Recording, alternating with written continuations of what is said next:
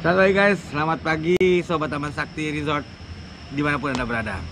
Jadi ceritanya istri gue komen, dia bilang yang video gue kemarin tuh, yang kiat sukses gue melawan resesi ekonomi di Bali, katanya terlalu meluas dan terlalu berkaitan dengan pariwisata. Dia bilang gue harus bikin lebih padat, lebih straight to the point, dan lebih bisa diterapkan untuk umum, katanya begitu. Jadi karena dia bilang kan yang belum tentu yang subscribe itu atau yang nonton itu punya usahanya bidang penginapan.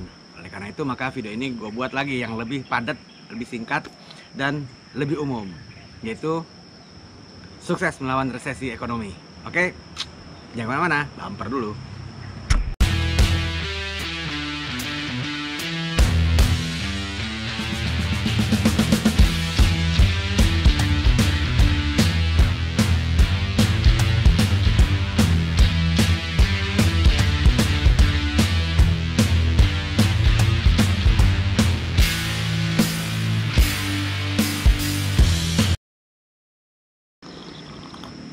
Selamat pagi, minum teh dulu kita. Sekarang ini jam setengah 7 pagi di Ubud. Matahari agak telat kayaknya dibangunnya nih, jadi belum panas banget. Oke, jadi seperti yang gue sampaikan sebelumnya, gue akan mencoba pada video ini lebih padat dan lebih bisa diterapkan untuk umum, ya. Kiat sukses menghadapi resesi ekonomi, ya. Yang gue lakukan di Bali, karena Bali salah satu yang terpukul nih. Tapi kok banyak juga yang tanya sih emang, tapi kok gue masih bisa bertahan, ya, walaupun usaha gue ini, usaha resort gue ini nggak ada support dukungan kapital atau modal dari mana-mana, benar-benar murni gue punya sendiri, dari uang saku gue. Dimana banyak hotel yang tutup, banyak usaha yang tutup, karena di Pulau Bali kan semua berkaitan sama pariwisata, ya. Pariwisata itu belum boleh masuk ke Bali gitu, ya, pariwisata asing maksudnya. Nah, kok gue masih bisa buka gitu loh, gue masih bisa survive, okupansi gue masih lumayan tinggi, ya, 80% sampai 100%. Malah per hari ini nanti akan penuh lagi kamar gue semua, walaupun gue diskon 50%, tapi ya semua hotel ya sekarang mau diskon 50%. Aduh maaf ya, ini berisik, nggak tahu orang kenapa banyak yang ganti knalpot. So, ini dia kiat gue. Pertama, diri kita dulu, ya, diri kita dulu yang harus benar-benar merubah mindset kita. Kita ini berada dalam kondisi perang, ya, kita dalam kondisi perang, kita dalam kondisi SOS, ya. Jangan berpatokan lah sama pihak lain akan membantu kita, mau itu pemerintah lah namanya, mau itu apa, lupakan. Karena ya saya pribadi aja sampai sekarang ini belum terima apa-apa. Ada aja itu yang dana bantuan tunainya terkorupsi lah, tapi kita nggak akan mikirin itu. Daripada kita mikirin negatif, kita nggak bisa mikir yang positif. Jadi pertama, kita dalam posisi perang, dan lupakan kita akan dapat bantuan dari mana-mana, ya. Itu dulu kita di mindset kita. Dan ini juga perlu dikasih tahu ke keluarga kita, istri, anak, ya. Kita kasih tahu mereka, kita ini dalam kondisi perang. Jangan berharap mereka akan sadar sendiri. Kita mesti ngomong, istriku, anakku, kita dalam posisi perang. Ceritain aja, banyak kasih lihat kan banyak berita-berita tuh yang perusahaan tutup segala macam. Kasih kesadaran mereka bahwa kita dalam keadaan perang, kita dalam keadaan SOS, kita dalam keadaan darurat, maka lifestyle kita mesti berubah, ya. Itu dulu. Itu yang mesti, jangan kadang-kadang suka di luar kesadaran itu kita tetap kok ini bisa ya. Apalagi dengan sekarang adanya sosial media tuh masih banyak orang-orang yang memamerkan kekayaan kayak kehidupan enaknya, ya. Itu jangan terlalu dipikirkan, itu bisa-bisa cuman konten aja, karena emang konten tersebut ya diminati sama orang gitu loh. Padahal itu belum tentu milik dia. Kalaupun milik dia, ya mungkin perjuangannya berapa puluh kali lipat daripada kita gitu, sehingga dia masih survive juga gitu loh, ya. Jadi jangan kok dia bisa ya gue enggak, jangan berpikir kayak gitu. Anggap aja kita tinggal sendiri, kita nggak punya teman, kita nggak punya saudara, ya. Jadi nggak ada yang bantu kita. Itu dulu dicamkan kepada kita dan kepada keluarga kita, ya. Jangan harapin mereka sadar sendiri, nggak bisa. Bantu, karena support moral itu dan doa itu sangat efektif, ya. Bukannya sosok alim, tapi emang benar begitu kejadian yang saya alami. Oke, itu satu, diri kita dulu. Yang kedua, itu setelah diri kita, baru usaha kita. Ya, baru usaha kita. Untuk kita yang masih punya usaha ya, nanti yang kalau yang nggak punya usaha nanti ada di butir selanjutnya. Lalu kemudian usaha kita. Sekarang kita harus pelajarin ya. Yang berubah mindsetnya atau yang berubah sikapnya itu bukan kita aja, bukan pengusaha aja, atau kita yang melakukan usaha ya, bukan kita aja yang berubah. Customer kita pun akan berubah, karena customer kita pun pasti terkena dampak juga gitu loh. Mungkin dia pegawai, mungkin dia cuma dapat gaji setengah, atau mungkin mereka dipecat, atau dan lain-lain. Jadi kita nggak bisa juga menerapkan hal yang biasa kita lakukan sebelum pandemi. Kita nggak bisa menerapkan itu karena customer kita pun berubah. Mungkin mereka sudah mulai milih-milih atau belum tahu, tergantung bidang usaha yang kalian lakukan sekarang gitu loh. Jadi pelajarin itu. Customer kita tuh apa? Mereka tuh apa? Kebanyakan pegawai kah? Kebanyakan apakah? Apa yang terjadi perubahan? Nah, itu nanti kita sesuaikan. Ya, kita sesuaikan dengan dengan strategi kita. Gitu loh. Itu yang gue lakuin ya. Jadi gue ngeliat kayak gue misalnya hotel nih. Ya gue nggak bisa lari lebih dari sini ya karena usaha gue ini. Kayak gue hotel. Gue juga nggak bisa berpikir biasanya tamu-tamu asing ada duit kok. Sekarang udah enggak, walaupun dia bule pun namanya dia stuck di Bali dari setahun lebih. Jadi bayangin aja sekarang, lu bisa jalan-jalan ke suatu negara ya, lu rencana mau stay di sana 3 bulan, tau-tau kena pandemi dan lu nggak bisa pulang ke negara lu sampai setahun lebih. Pasti kan keuangan lu pun akan berubah ya, dan pandemi ini kan berefek ke seluruh dunia gitu loh. Keluarganya di negara mereka pun belum tentu bisa ngebantu sekuat jasanya. Jadi mereka pun, banyak tamu-tamu gua itu sekarang makan di warung men. Walaupun dia bule, banyak mereka makan di warung. Karena apa? Mereka juga mesti menyesuaikan hemat-hemat juga gitu. Karena pandemi ini nggak tahu sampai kapan. Walaupun sekarang ada lagi berita bahwa kemungkinan Juli akan diusahakan Juli border internasional di Bali akan dibuka, turis wisatawan asing bisa masuk. Maka itu kita disuntik COVID semua. Suntik COVID. Maka itu karena kita disuntik. Maka itu sekarang Bali ini disuntik vaksin semua supaya siap menerima tamu wisata. Teori seperti itu. Tapi buktinya sekarang nih gue ngomong, yang harusnya staff gue dapat suntikan kedua besok hari ini, hari Sabtu ini harusnya mereka dapat suntikan kedua. Tapi kemarin saya dicek vaksinnya belum masuk ke Ubud. Malah yang giliran suntikan pertama sebelum staff gue ini belum suntik kedua karena vaksinnya belum masuk ke Ubud. Gimana? Vaksin kedua aja jadi mundur sekarang gara-gara vaksinnya belum masuk. Terus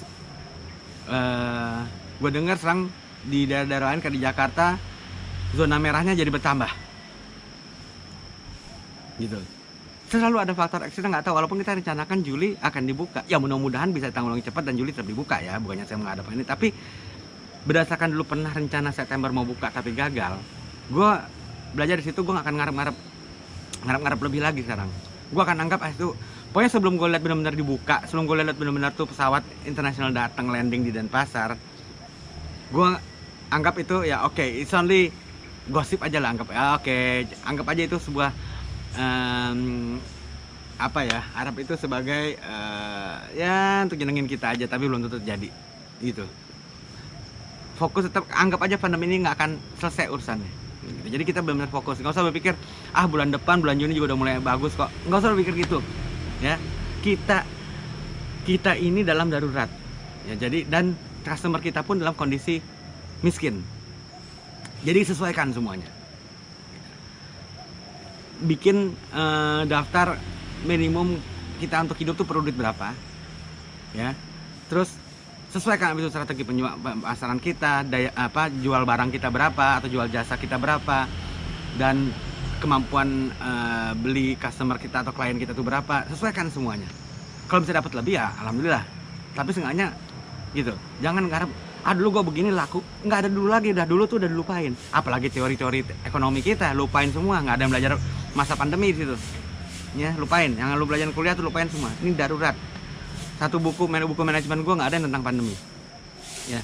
Maka itu pemerintah pun gagal semua. Negara mana yang sukses, kalaupun ada berita oh di Singapura tuh saya ya terang aja berita baiknya aja nih, tapi berita jeleknya kan nggak pernah dikabarin, kita nggak tahu apa yang kejadian di sana. India aja yang begitu kerasnya sampai orang keluar tuh dipukul-pukulin pakai rotan. Nah sekarang 4.000 orang apa gue dengar mati per hari. Jadi nah itu sebagai cuma contoh aja bahwa kita jangan berpikir hope high terus. Wah kan masalahnya sekarang nih orang kita ini gampang banget dikasih harapan gitu loh. Alhamdulillah bulan depan kita udah buka, bulan depan udah membaik, gini. Jangan, nanti kecewa. Lebih baik anggap aja itu belum tentu kejadian sebelum hal itu benar-benar terjadi, ya. Jadi sesuaikan juga jadi selain diri kita sesuaikan, jual barang kita sesuaikan, servis kita sesuaikan juga, main minimum base dan berpikir dan jangan lupa customer kita, klien-klien kita juga kena resesi. Jadi jangan harap dulu jual segini laku kok. Enggak, belum tentu zaman sekarang laku. Gitu. Jadi sesuaikan semuanya. Selama masalah kos itu kan ada kepegawaian, terus stok segala macam ya. Kalau saya di hotel tuh kayak ya staff, terus stok berapa macam. Sekarang lihat ke diri kita dulu. Apa yang kita mampu lakukan sendiri, ya. Kalau kita mampu sampai motong rumput ya sampai motong rumput, kita kerjain sendiri. Baru habis itu dihitung berapakah staff yang bisa kita pakai untuk bantu kita. Jadi jangan diurut dulu ini bidang ini si ini, bidang ini si ini, bidang ini sini, terus kita cuma duduk kayak dulu gitu. Nggak bisa. Sekarang lihat ke diri kita, ya. Apa yang bisa kita kerjakan sendiri benar-benar maksimal nih, jangan maksimalnya dibuat-buat, benar-benar maksimal apa yang bisa kita kerjakan sendiri. Udah nih, baru kita hitung. Ternyata gue nggak kuat, gue perlu tetap 1 pegawai. Ternyata nggak kuat, gue tetap perlu 2 pegawai. Gitu. Jadi benar-benar efisien, oke? Kayak yang gue lakukan di sini, seperti yang di video sebelumnya gue tulis, gue tuh sampai bersihin, nyapu, ngepel, lobby segala macam. Dan gue lihat itu, kayaknya kalau sampai potong rumput gue nggak mungkin kuat, karena gue juga ada tugas-tugas kayak ngedampingin anak gue sekolah ya online segala macam. Jadi setelah gue hitung, ternyata gue tetap perlu 1 pegawai.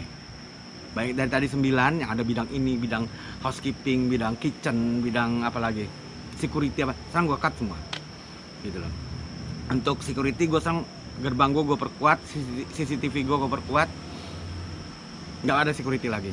Kita aja maju kalau ada maling kita yang bagolok, kasarnya begitu.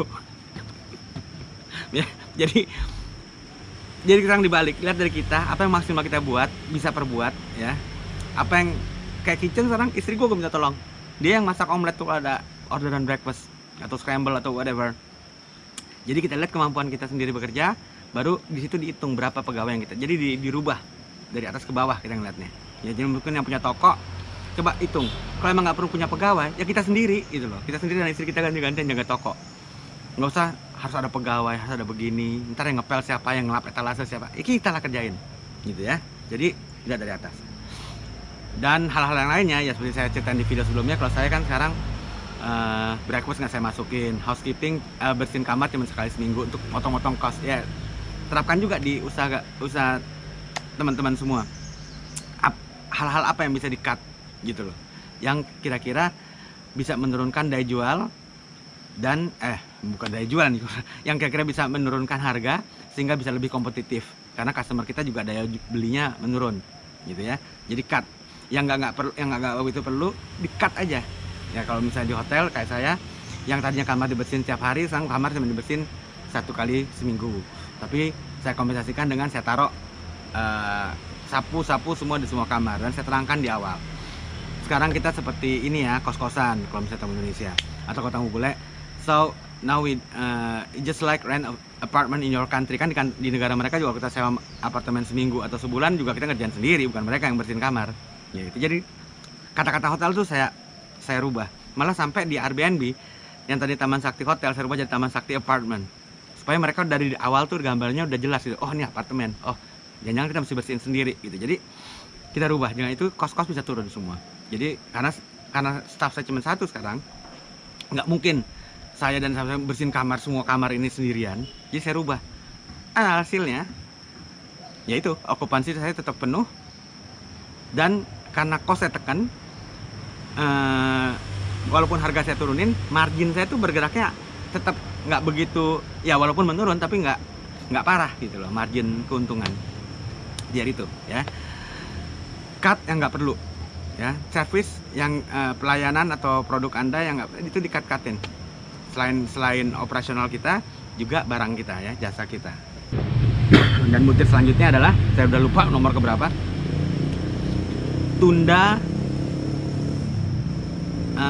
tunda pembayaran yang tidak perlu atau tidak urgent, tunda.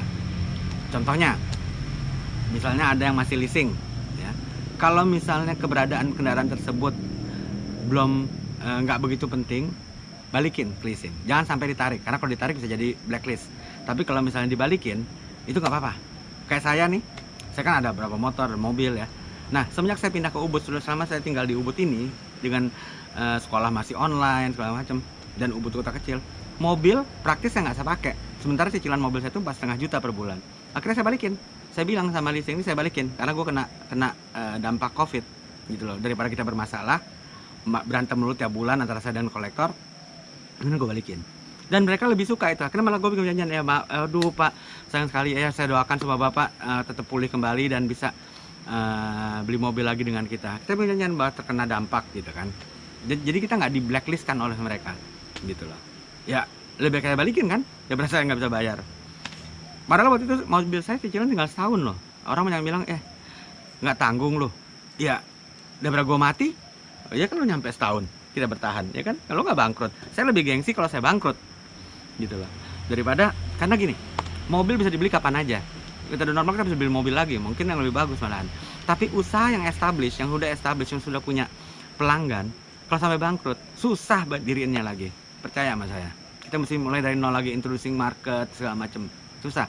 Jadi lebih baik jaga usaha Anda daripada sayang mobil, motor. Kalau nggak perlu, balikin. Juga kayak kredit card atau tagihan-tagihan lainnya, cicilan lainnya. Bayar semampu Anda, ya. Utamakan keselamatan Anda, maksud saya keselamatan, utamakan hidup Anda dulu gitu loh. Kayak uang sekolah duluin, uang sekolah anak, atau dapur duluin. Bayar semampu. Saya maaf, bilang aja terus serang, orang di pandemi kok, semuanya juga tahu. Seluruh dunia tahu, bukan cuma Indonesia lagi, seluruh dunia tahu. Bilang aja, mereka juga tahu, orang kayak siapa misalnya Kredit Plus, mereka juga melakukan penurunan pegawai, orang mereka juga kena dampak. Ya jujur aja, bilang maaf, saya cuma mampu bayar segini, itu aja. Nggak ada kok di perjanjian mereka bisa ngambil aset, nggak ada. Mau kredit card pun nggak ada, mereka perjanjian mereka bisa ngambil aset kita, nggak ada.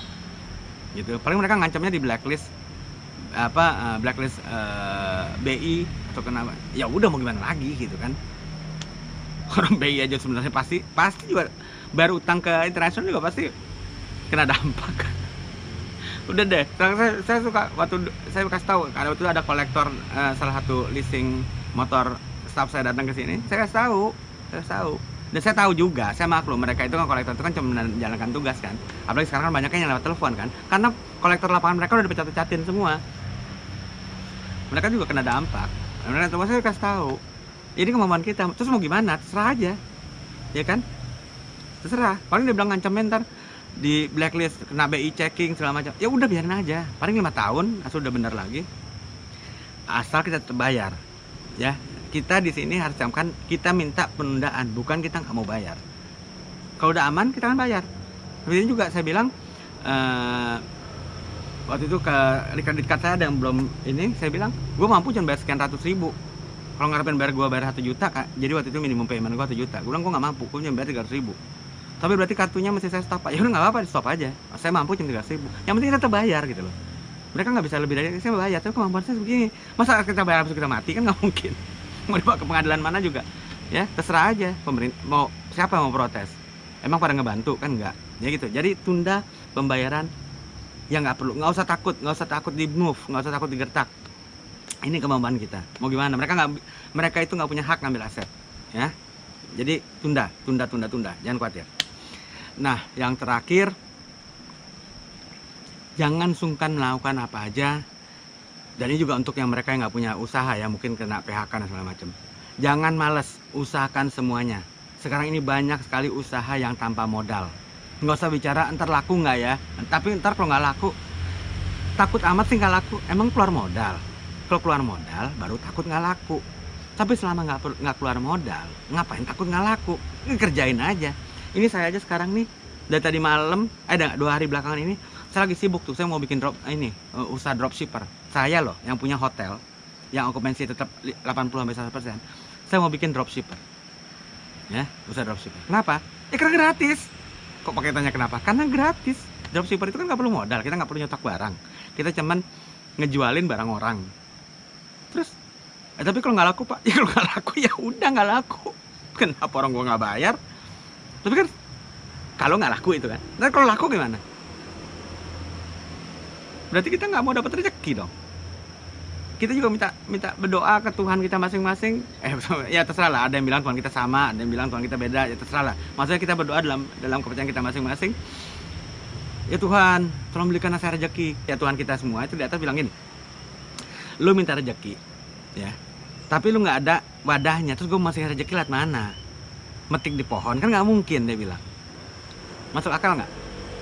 Kita minta rezeki, tapi kita nggak ada wadahnya. Ya Tuhan juga bingung mau ngasih rezeki lewat wadah mana. Ibaratnya kalau rezeki itu hujan, ya. Kalau rezeki itu adalah air hujan, kan kita perlu sesuatu untuk nangkep tuh hujan. Apa tuh ember, apa tuh baskom, apa itu gelas, apa itu gelas tapi ada 10. Kan itu. Nah kalau kita nggak nangkep dengan apa-apa terus gimana? Yang ada kita cuma ngap doang, besok kita miskin lagi. Jadi harian doang kita dapat rezeki, semangap-mangapnya kita. Udah dahaga kita hilang, besok kita haus lagi. Kan gitu. Nah, kalau kita punya wadahnya, apa itu baskom atau apa tergantung besarnya usaha kita ya. Apa itu baskom, itu ember, apa itu gelas. Seenggaknya tuh bisa diirit minumnya untuk kita minum besok hari. Itu seperti itu kiasannya. Oke? Saya rasa segitu dulu. Jadi lakukan apapun, apalagi kalau gratis lakukan aja ya. Kalau perlu punya 10 usaha dropshipper, kita nggak tahu. Tiba-tiba kita berdoa diiyain sama Tuhan dan kita dapat 10-10-nya laku, kan kita nggak tahu. Ya. Atau kalau misalnya ada keahlian apa ngajar online atau banyak kok sekarang kayak coba deh buka ini digital nomad atau di YouTube bagaimana cara menjadi seorang digital nomad. Itu adalah kita melakukan pekerjaan secara online untuk ngebantu perusahaan ya. Jadi contohnya nih banyak sih tuh kayak cuman masukin data input ke Excel, kayak menerjemahkan dokumen, itu banyak. Nanti kita dibayar secara online. Dengan adanya pandemi ini, perusahaan-perusahaan pun banyak yang menuruni biaya fix mereka, cost fix mereka seperti pegawai. Jadi mereka banyak outsource. Nah kayak gitu tuh menerjemahkan atau input data segala gitu. Nanti udah selesai kita kirim hasil kerjaan kita, nanti kita dapat bayaran. Nah coba buka itu digital nomad, ya kerjaan situ. Atau dropshipper juga bagus, itu juga tanpa modal. Ya seperti itulah ya, coba aja cari-cari sendiri yang dan sesuaikan dengan kemampuan kita gitu. Jangan kita nggak punya laptop tapi kita mau jadi inputting data gitu kan. Gitu kan nggak mungkin juga. Itu input datanya lewat mana? Jadi sesuaikan dengan apa yang kita punya. Nggak usah cari yang kita nggak punya dulu. Apa yang kita punya, apa yang kita mampu, coba cari di online. Selama gratis kerjain aja semua ya. Jangan cuma kita bisa mengeluh terus cari kambing hitam nih, salah sini. Ini nggak salah siapa-siapa, seluruh dunia udah kena ya. Jangan anggap si A nggak mampu, gubernur nggak mampu sih, ini nggak mampu sih, nggak ada yang mampu. Orang Amerika pun gagal kok. Oke, jadi gitu. Lakukan selama gratis. Jangan harap kita dapat lebih kalau kita nggak melakukan apa-apa ya. Mau dari mana dikasih rezeki.